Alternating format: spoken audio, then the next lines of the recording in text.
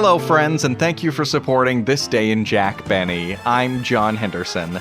Today we're looking at Jack Benny before he ever became famous on the radio. He started radio in 1932.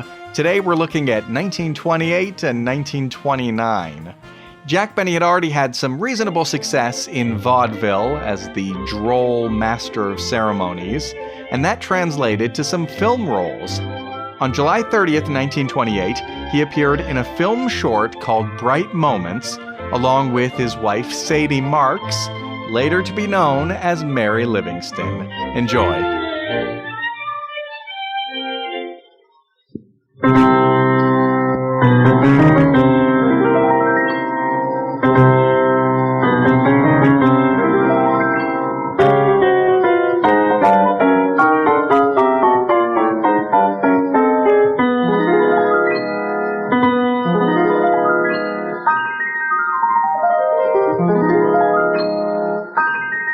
Well, that'll be enough of that.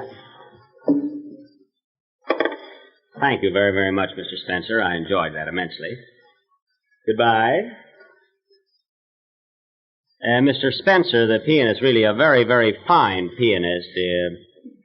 Paul Whiteman heard him play about 5 weeks ago and offered him a job as his chauffeur. But I guess money isn't everything with Mr. Spencer. But for a pianist, he really has a marvelous sense of humor. He was telling me a story the other day about an older brother of his who had been very, very ill for a long time in Europe, and he finally went up to see his doctor, and the doctor told him that he'd have to get a lot of exercise and air and everything, but he must be very, very careful and not lift anything heavy. So he got a job as a garbage man in Scotland. Of course, I very seldom tell Scotch stories. They're generally all alike. Although I know a Scotchman who went into a butcher shop and he said, "Give me a nickel's worth of hamburger and wrap it up in today's paper." I told that story about 3 weeks ago in Philadelphia. I happened to be playing there, and the joke did very well for me. That is, those who were awake enjoyed it immensely. And I had quite an experience, though, in Philadelphia while I was there. There was a little lady in the audience that I met who was very anxious to go on the stage. And I understand that she has appeared in a lot of local amateur productions in Philadelphia, like the Elks Minstrels and things of that sort. And I promised her that if she joined me here, that I'd let her try out my act. She really has a lovely voice. She has a sort of a nervous soprano. I don't know whether you've heard just that kind. Well, anyway, she came on to join me. Of course, her mother came with her. Everything happens to me. And she's standing right over here in the entrance, and I'm going to have her come on and sing a little song. And incidentally, she has been in the movies, never on the speaking stage, but she has been in the movies for about 3 years. That is until they finally decided to have men ushers. I'll have her come right on and sing a little song. She's cute. Marie, I want you folks to meet Marie Marlowe, Miss Marlowe, who is going to do a little song for you. We've been kind of going around together, cute girl at that. We've been going around together for quite a while, that is, since she's been in town. And I've grown to be very fond of Marie, and I think she likes me, too. You like me, don't you, Marie? Yes, I do, Mr. Benny. Certainly. Why should I be an exception? But anyway, I'm going to ask Marie to sing a very popular song, a little song called Mary Ann. And she does this beautifully. I'm sure you'll like it. Marie, sing Mary Ann for the ladies and gentlemen, the way you did it at the Elks after you were there a while. But, Mr. Benny, you promised me that if I worked in your act, I could tell a story. It's starting already, the whole thing. No, I've heard you tell stories before, really. I think it'd be much better if you sing Mary Ann. I'm sure it will. But I don't want to sing Mary Ann. I want to tell a story. How does Gus Edwards handle them? This is really my first venture as a producer.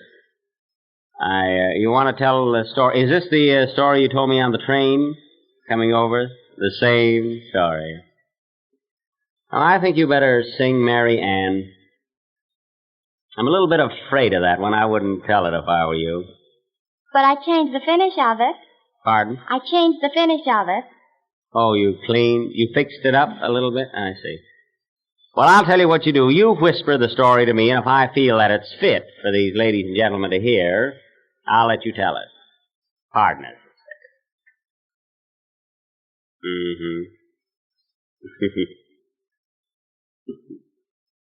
That's the story. The little lady will sing Mary Ann. I hope I've settled that. I doubt that I have. Well, Mr. Benny, if I can't tell a story, let me do my imitations. Oh, you do imitations, too. You do everything, don't you? Well, what do you imitate, or who? Well, I imitate all the big stars on the stage. All the stars of the stage? Just the stars? I mean, you don't fool with the rest of the cast or anything.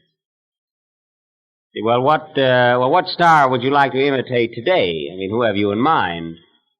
Well, I can imitate Sophie Tucker and the four Marx Brothers of the Apocalypse and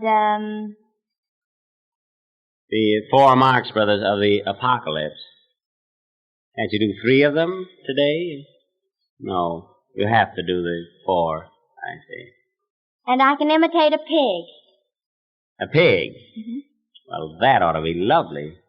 And see, the 4 Marx Brothers and a pig. Just one? You imitate just the one pig?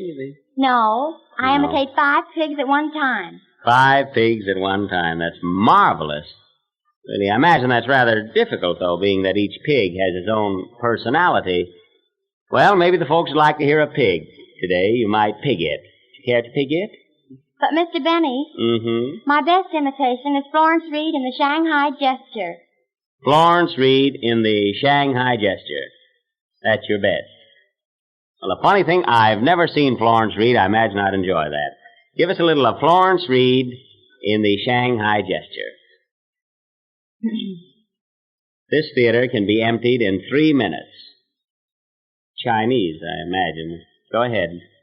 I did not die. I survived. The pearlfish is a cram, the nugget men of South Wales. Yes, I survived them all. Hate help me. The devil help me. I live. What do you do besides imitations? And although that was awfully good of Florence Reed, really, I enjoyed that very much. Funny thing, I've never seen Florence Reed. I won't have to bother going now at all. What else do you do in the line of entertainment? I can recite. Pardon? I can recite. I was afraid of that. You recite. Well, what would you like to recite? What poem or ode? Well, would you like to hear one of my poems? One of your poems? One that you wrote yourself? Nothing bothers you, does it? Well, maybe all right, I'll let you recite the little poem. But, Marie, wouldn't you rather sing the chorus of some popular song? I imagine the folks would rather hear something popular. No, I don't feel very well. I don't feel like singing. You don't feel like singing? Why? I have a pain right here. You have a pain there? Well, you have acute indigestion. Pardon me? I say you have acute indigestion. Oh, gee, I bet you tell that to all the girls.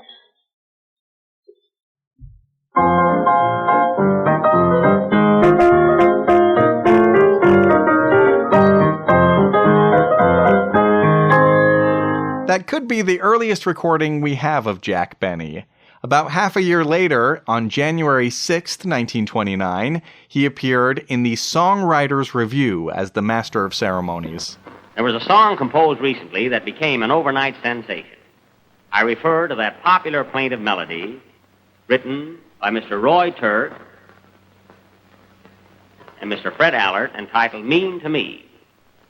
This, friends, is not their only meritorious composition, as they also have to their credit My Sweetie Went Away, and I'll Get By As Long As I Have You. Mr. Turk writes these songs, and Mr. Allert translates them. Boys, give us that Mean to Me. Mean to me,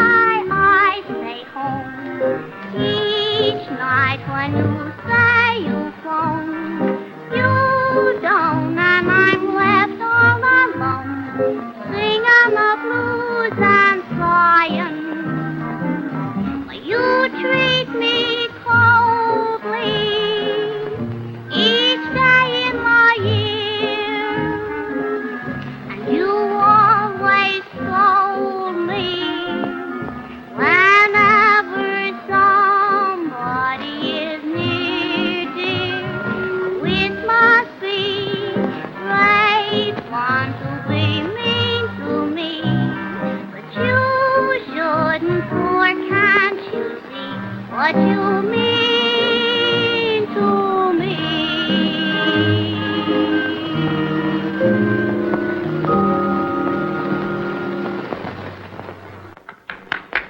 That was real nice. I enjoyed that. Glad you like that. What's your name, may I ask? Dave Flick. Dave Blake. Isn't that cute? Have you been singing long? Oh, no, just a short time. Really? Well, I enjoy your work very much. Thank you, Mr. Benny. Are you here alone? No, I'm with my mother. Your mother. The next songwriter I want to introduce to you. Mr. Benny. Please. Jack Benny's next movie would be his biggest yet, Hollywood Revue of 1929. It was released November 23rd, 1929, and Jack Benny has a major role as Master of Ceremonies. At one point, Jack Benny's playing the violin when a couple of guys in sailor suits start rolling out a carpet, but Jack is in the way, so they pick him up and move him, and he keeps on playing. Then they break the violin in two, so he comes out with a cello as the curtain closes. Later, Jack Benny has a scene with William Haynes, who rips off Jack Benny's collar, then starts pulling off Jack Benny's buttons one by one, and the last couple he pops into his mouth. And it goes on like that, where Haynes is ripping apart Jack Benny's tuxedo. In the movie, they mention Lon Chaney, who was a character actor who often wore prosthetics. In fact, they called him the Man of 1,000 Faces. Of course, there's many other visual components to this movie, but it's interesting to hear Jack Benny before he's on the radio in his earliest days of entertainment. So here is a condensed version of the Hollywood Revue of 1929. Enjoy the show.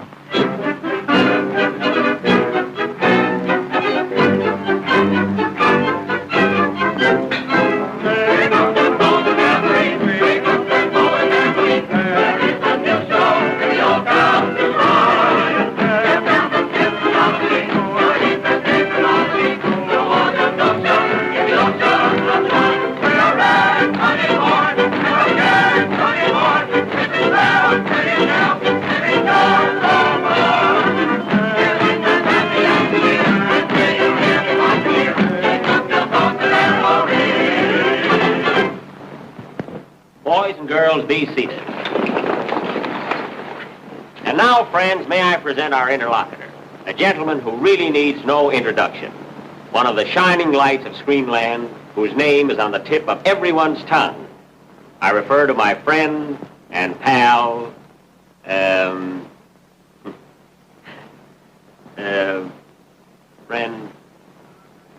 Conrad Nagel. Conrad Nagel. Thank you, Jack. Ladies and gentlemen, it's my very happy privilege, as interlocutor in this show, to introduce to you at various times some of the prominent favorites from the screen and the stage.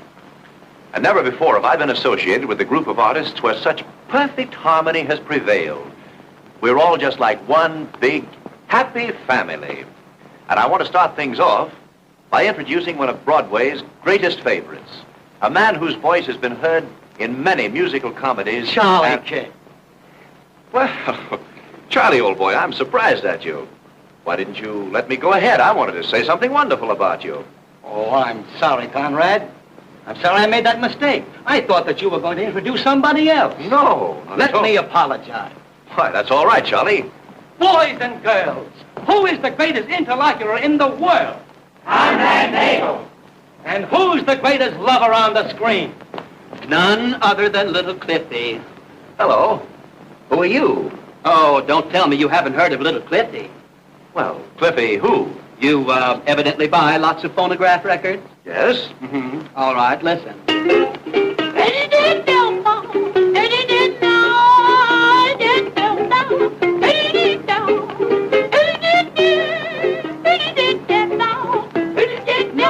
No? Great.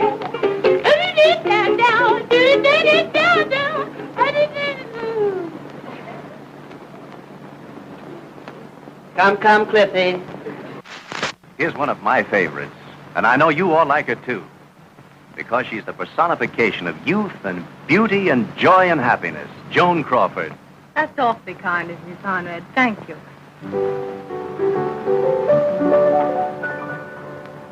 crazy about your smile, free and easy style. You're a loving child, got a feeling for you. Ooh, I like your turned up nose, I like your seasons of the suit. From your head to toe, got a feeling for you, no one but you. Did you ever see somebody who could love somebody much as I love you, huh? Did you? You're the kind of sweet somebody who could love somebody. How about me too, huh? Oh my, you're one I crave. I could be your slave. Honey, let me rave. Got a feeling for you. Crazy about your smile, free and easy style. You're a loving child, got a feeling for you. Well, this thing that happened to Charlie King will certainly be a lesson to me. I'll argue with no movie stars. Pardon me. Oh, miss, your face is familiar to me. Didn't I meet you in Omaha? I never forget a face. The next number, ladies and gentlemen, will be a song by Cliff Edwards. Hey, I don't want that. You don't want an introduction? Certainly I want an introduction, but not that kind. I want a nice introduction like Conrad Nagel gave Charlie King. Used all those big words and said all those nice things about him. Say, I got a voice that's like a breeze and it's full of zithers. You tell 'em how I thrill 'em. Go on, tell 'em. Oh. Well, all right, listen to this. Okay. Ladies and gentlemen, the next number is really the high spot of our review. A name to conjure with. A name that is a beacon light in the world of amusement. A name that is synonymous with crowded theaters and cheering throngs. A genius, an artist, an entertainer. Cliff Edwards. Who? Ukulele Ike.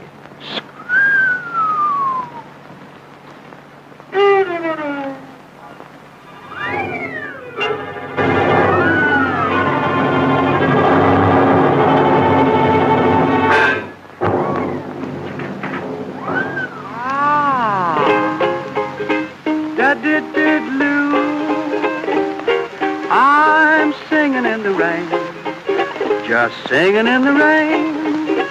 What a glorious feeling, I'm happy again. I'm laughing at clouds so dark up above. The sun's in my heart and I'm ready for love. Let the stormy clouds chase everyone from the place. Come on with your rain, I've got a smile on my face. I'll walk down the lane with a happy refrain, just singing, singing in the rain. Why am I happy and why do I sing? Why does December seem sunny as spring? Why do I get up each morning to start happy and head up with joy in my heart? Why is each new task a trifle to do? Because I'm living a life full of you. I'm singing in the rain, just singing in the rain. What a glorious feeling, I'm happy again. I'm laughing at clouds so dark up above. The sun's in my heart and I'm ready for love. Let the stormy clouds chase everyone from the place. Come on with your rain, I've got a smile on my face. I'll walk down the lane with a happy refrain, just singing, singing in the rain. The little number you just heard called Singing in the Rain is an optimistic song and was, of course, written by an optimist. In fact, all of the lyrics, like There's a Rainbow Round My Shoulder and Let a Smile Be Your Umbrella and so forth, were all written by the same man who finally became so discouraged that he killed himself. Oh, by the way, Next will be Gus Edwards, Charlie King, and Ukulele Ike. Now, these three guys, pardon my English, these three mugs will offer a comedy song. They will offer it, but you probably won't accept it.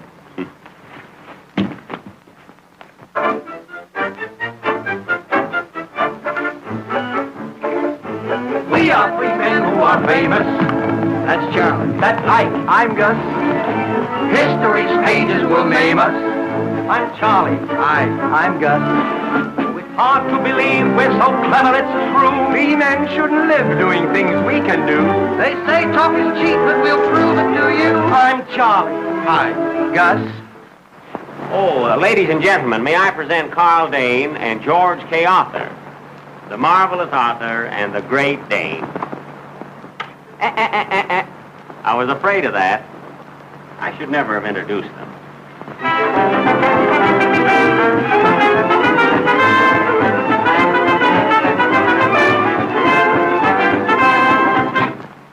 You know, folks, one thing I enjoy about being in this particular review is the friendship that exists between the stage and screen actors. As Mr. Nagel remarked, we're just one happy family. Hello, Mr. Benny. Well, how are you, Mr. Haynes? You know, that was a very nice thing you just said about the boys and girls in motion pictures. Well, I meant every word of it. So you're from New York? Yes. You know, Mr. Benny, I've always enjoyed seeing you on the stage. Really? In fact, the first time I saw you was in, Chicago. And, the second time I saw you was in, let me see, Detroit. And there's one other time that I saw you, and I think that was in, St. Paul. I remember distinctly. You forgot Minneapolis. I was there a week. Oh, thank you. How does he eat those things? You know, Mr. Benny, that's a very good-looking silk vest. No, it's not silk. That's twill. No, you're mistaken. That's silk. No, Mr. Haynes, that's twill. Now, Mr. Benny, you understand that silk tears that way. You see? Very simple. I could have been mistaken about it. And you understand that twill, you see, tears across. You know? Very simple. I guess it's silk. Pardon me, Mr. Haynes. Could I speak to you a moment, please? Oh, Miss Lee, Gwen.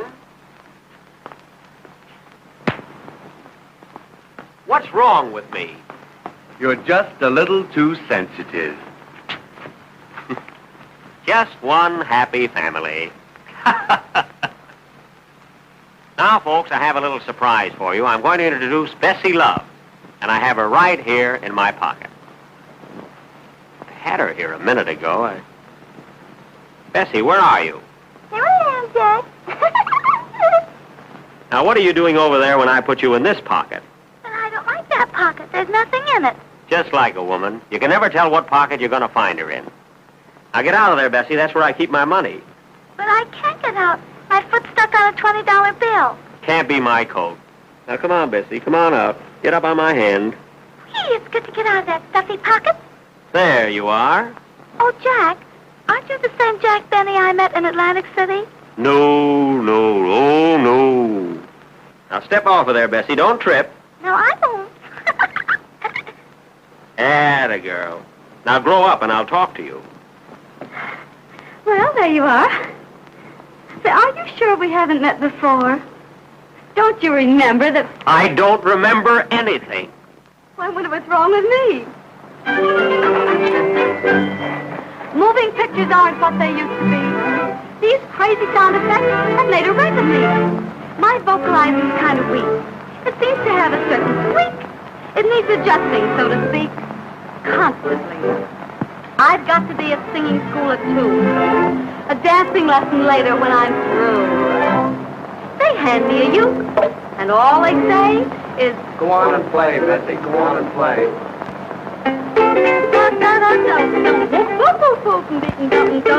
I never knew that I could do a thing like that.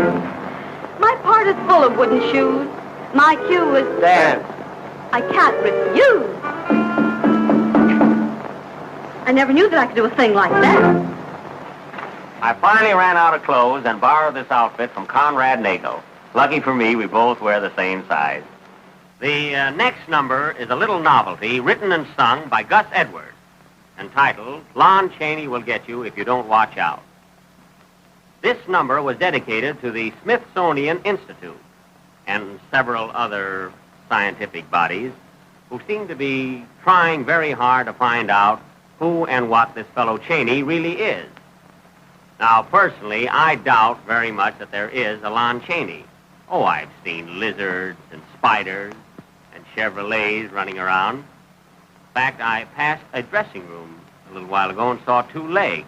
Or, that was the wrong dressing room. However, I still maintain that Lon Chaney is merely a myth. Perhaps a mechanical device of some sort, or a mannequin. Well,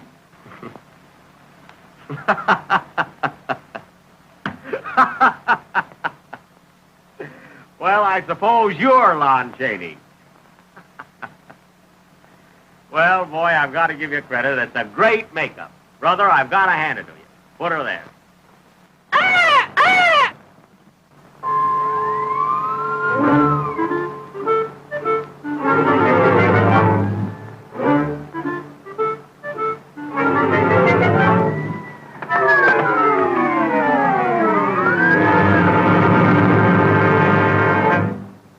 Lon Chaney's gonna get you if you don't watch out. He's liable to pounce upon you with a shout. You'll find him in the teapot. You'll find him in the zoo. He may be only half a man, and then he may be two. A man was coming home one night when suddenly he saw a monkey with a lion's face that started into roar. He fainted. It was Chaney. Of that there is no doubt. Lon Chaney's gonna get you if you don't watch out. Ladies and gentlemen, in fact, all of you, feeling that you are weary of domestic triangles, we have gone to Europe for our next scene. The locale is Turkey, southern Turkey. You see, Turkey is divided into three zones, namely the white meat, the dark meat, and the part I always get. The scene is the palace of the Sultan. Now, the Sultan has a beautiful daughter, Saltine, who has three suitors, Cotus, Vestas, and Pantis. Pantis is one of twins, which accounts for the modern craze of the two-pant suit. These boys are inseparable. In fact, you never see Cotus and Vestas without Pantis. Now, these three men, two I'm sure of, sought the daughter's hand, which placed her in quite a dilemma. I might even say quandary. In fact, I will say it. I'm Master of Ceremonies here. I can say anything. The Sultan learns of this condition, and arranges a dance tournament in the form of the adagio. And to the one who dances most gracefully would go the hand of his daughter. Now, I believe that most of you are unfamiliar with the adagio. I know I am, and so are the dancers. And if adagio means what I think it does, imagine my embarrassment. Incidentally, this is the 1929 adagio with the standard gear shift. On with the dance. You notice the young lady keeps running from one to the other. She is undecided what to do. Now get this, folks. I'm going to let you in on a little secret. Although she loves Cotus and Vestas, she can't get along without Pantis.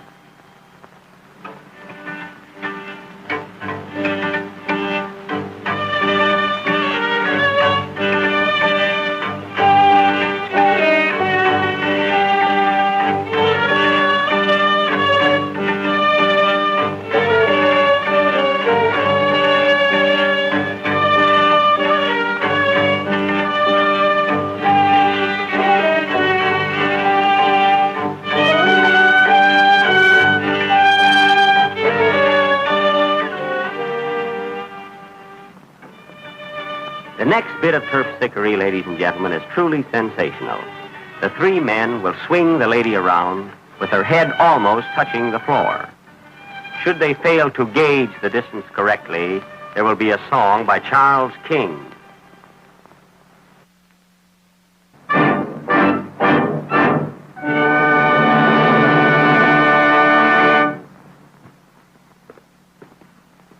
The dance being over, I'd like to explain that the little lady is not in love with either one of the three garment makers. I'm seeing her home tonight. And now, ladies and gentlemen, I am privileged to offer for your approval the balcony scene from Romeo and Juliet. Juliet will be played by the gracious Norma Shearer, and Romeo by John Gilbert. I really was supposed to have played the part of Romeo, but it's out. Oh, gentle Romeo, if thou dost love, pronounce it faithfully. For if thou think'st I am too quickly won, I'll frown and be perverse, and say thee nay. Lady, by yonder blessed moon, I swear, which tips with silver all these fruit tree tops. Good night. Good night. Parting is such sweet sorrow that I shall say good night till it be morrow.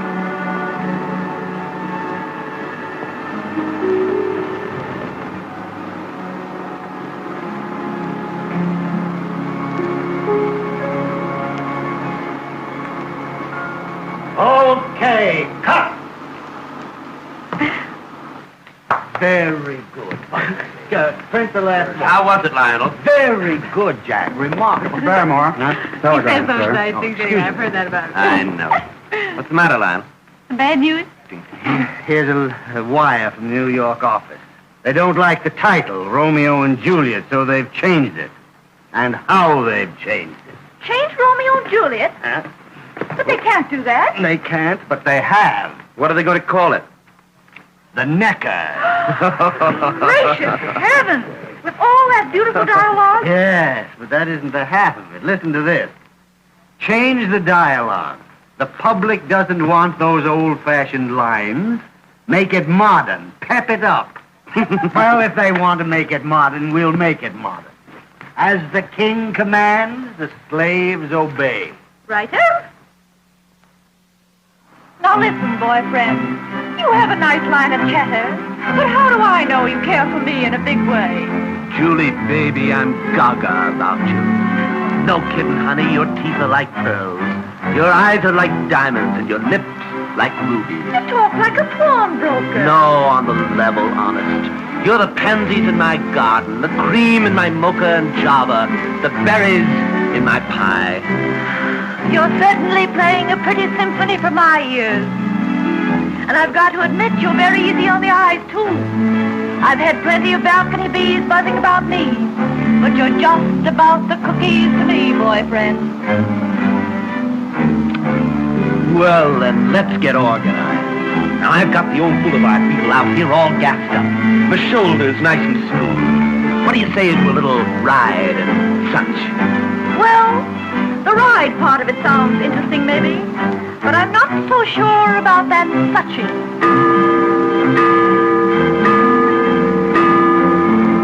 2 o'clock. You'd better ramble. Father will be coming home any minute now. And you know the old man's a bad hombre when he's loaded with scotch. He's liable to shoot you in the garden. Okay. So long. Honte or get they, I'm a snay about ooh yay.